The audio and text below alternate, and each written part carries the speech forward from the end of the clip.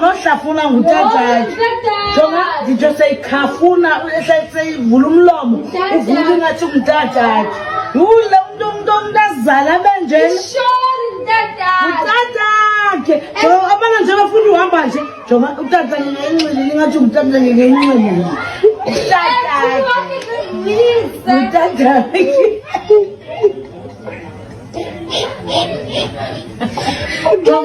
umjogo uvela nikhumbuza utata ke madodana uvela nikhumbuza utata ke uye gada ndixelele umjonge ngutata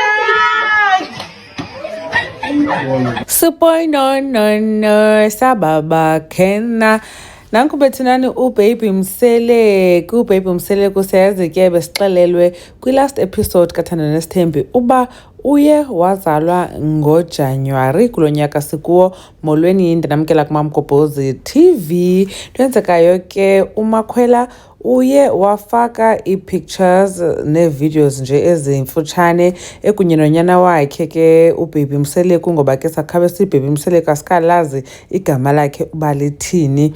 Nayo into esingayaziyo ke ngoku ngeyoba umntana uyintoni, yikwekwe, yintombi.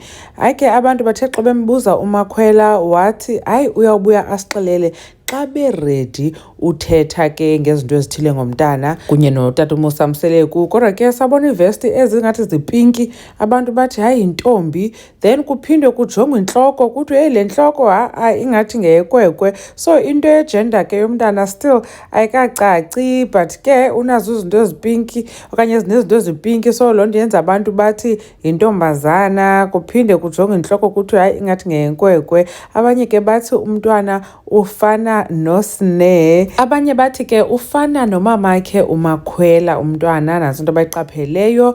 Baphinde abanye ke babona uba he uMakhwela kutheni le nto ingathi ufote ekwi-Yellow House. Wabuzwa uba hayibo hayi ntombi sowusemzumbe uThixobe nawo, wafaka into ethi amen njengoba nibona apha kwesi screenshot.